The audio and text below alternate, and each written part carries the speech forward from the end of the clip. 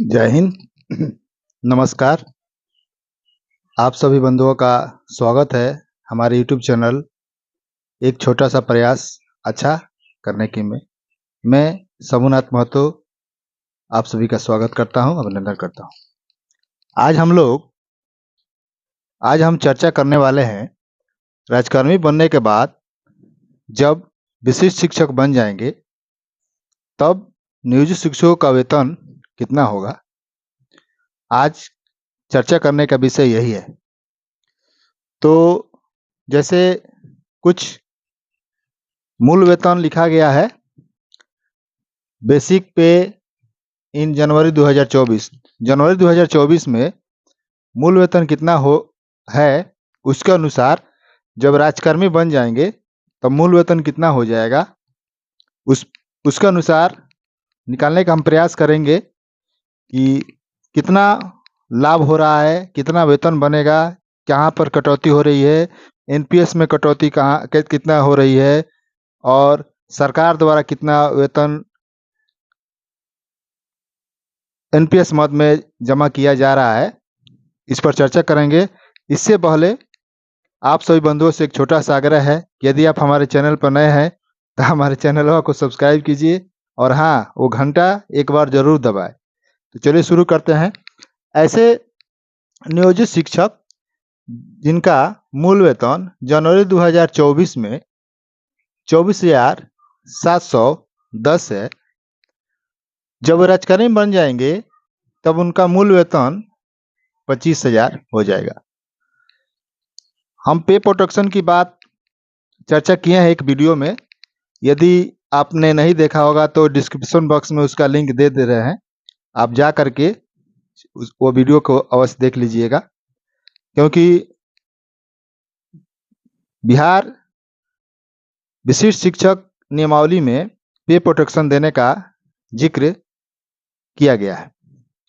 तो उसके अनुसार सबसे शुरुआत राजकर्मी वाले जो स्लैब है, सरकार द्वारा जो शिक्षा विभाग द्वारा जो निर्धारित किया गया है, उसमें पहला स्लैब है 25,000 और 25,000 के अनुसार अभी वर्तमान में डीए 50% हो गया है।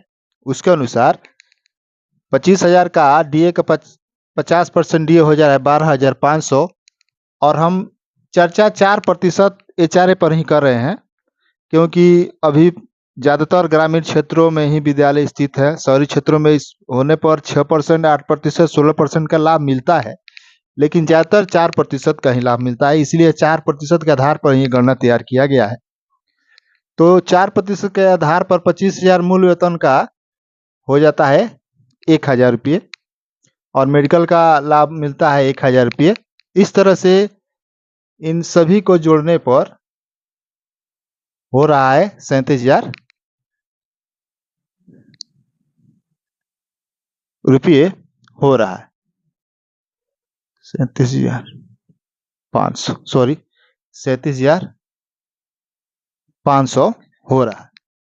अब बात करते हैं कि एनपीएस में कितनी कटौती हो रही है।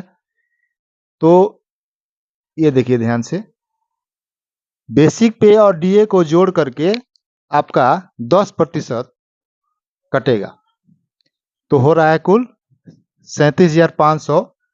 37,500 का 10% एनपीएस में कटौती होगी तो वो हो जा रहा है आपका 3,750 रुपये एनपीएस में कटौती होगी। एक जीआईएस करता है, जनरल इंश्योरेंस करके 30 रुपये कटौती होती है। और इस तरह से एनपीएस कटौती और जीआईएस कटौती को लेकर के कटौती होने के बाद आपका इन हैंड वेतन मिलता है 33,920 रुपये। और अब बात करते हैं एनपीएस बाई गवर्नमेंट, सरकार के द्वारा एनपीएस में कितना प्रतिशत जमा किया जाता है। तो अब वही बात होती है यहाँ पर भी। बेसिक पे और डीए को जोड़ करके 14%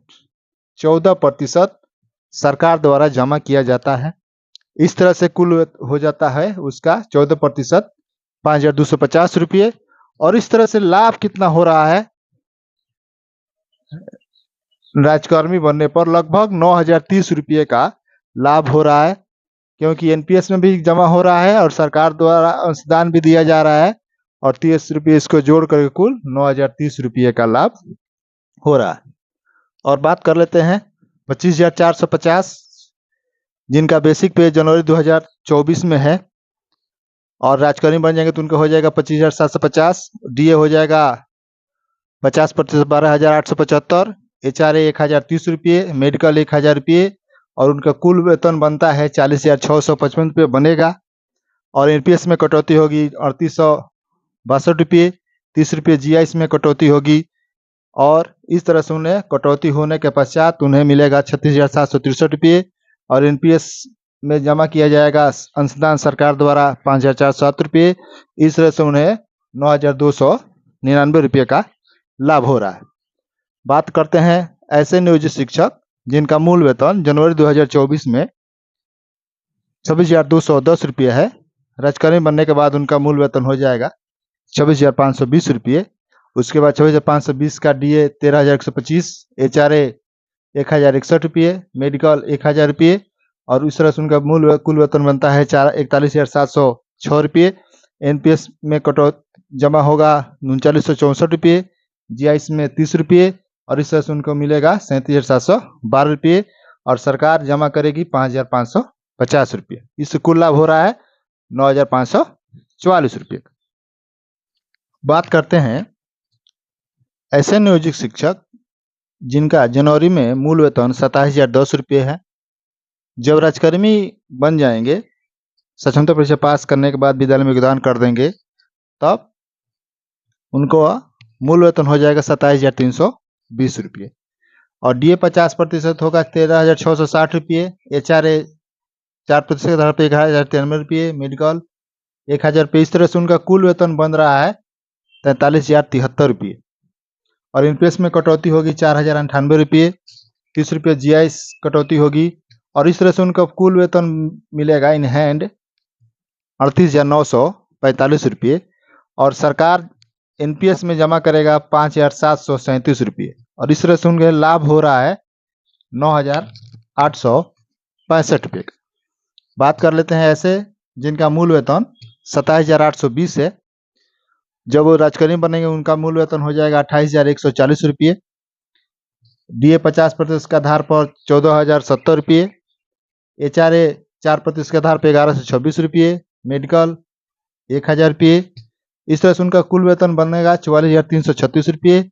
एनपीएस में कटौती होगी 4,221 रुपये, जीआईएस में कटौती 30 रुपये और इस तरह से उनको कुल वेतन मिलेगा 40,085 रुपये और उनके खाते में एनपीएस के खाते में जमा होगा 5,909 रुपये और कुल उनको लाभ प्राप्त हो रहा है 10,160 रुपये।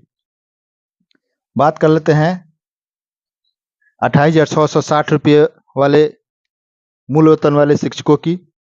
जब राजकर्मी बन जाएंगे तो उनका मूल वेतन हो जाएगा 28,980 रुपये, डीए 50% के आधार पर उनका होगा 14,490 रुपये, 4% एचआरए का 1,159 रुपये, मेडिकल 1,000 रुपये। इस तरह से उनका वेतन बनेगा 45,629 रुपये।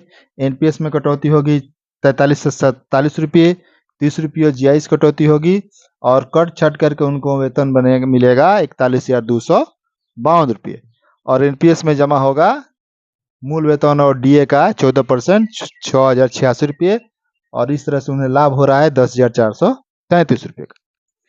बात कर लेते हैं जिनका मूल वेतन 29,530 रुपये है और जब राजकर्मी बन जाएंगे तो उनका मूल वेतन हो जाएगा 29,850 रुपये, डीए 50% के आधार पर बनेगा 14,925 रुपये, एचआरए 4% 1,194 रुपये और मेडिकल बनेगा 1,000 रुपये। कुल उनका वेतन बनेगा 46,969 रुपये और एनपीएस में कटौती हो गई 4,475 रुपये, जीआईएस कटौती होगा 30 रुपये और कुल कट छट करके उनको वेतन मिलेगा 42,464 रुपये और एनपीएस में सरकार अंशदान जमा करेगी 62,67 रुपये। कुल लाभ उनको मिल रहा है 10,773 रुपये। और बात कर लेते हैं 30,420 मूल वेतन इस प्रकार के ज्यादातर मूल वेतन 2003 और 2005 में बहाल शिक्षकों के ही है। 6 में भी कुछ शिक्षक बहाल हुए हैं, जो जनवरी में बहाल हुए हैं, जनवरी 2006 में, उनका ही है 30,420। और 30,420 के बाद उनका राजकर्मी बनने के बाद उनका मूल वेतन हो जाएगा 30,750। डीए मिलेगा 50% 15,375 रुपये, HR 1,230 रुपये, मेडिकल 1,000 रुपये। इस तरह से उनका बनेगा 48,355 रुपये। NPS में जमा होगा उनका 4,612 रुपये, GIS कटौती होगी 30 रुपये, और कुल उनमें मिलेगा 43,713 रुपये। और सरकार जमा करेगी मूल वेतन और DA का 14%, 6,457 रुपये, और उन्हें लाभ प्राप्त हो रहा है 11,099 रुपये का। यदि आपको यह हमारा वीडियो अच्छा लगा हो तो आप सभी से आग्रह है कि हमारे चैनल को सब्सक्राइब जरूर कीजिए। धन्यवाद, मिलते हैं अगले वीडियो में। जय हिंद, नमस्कार।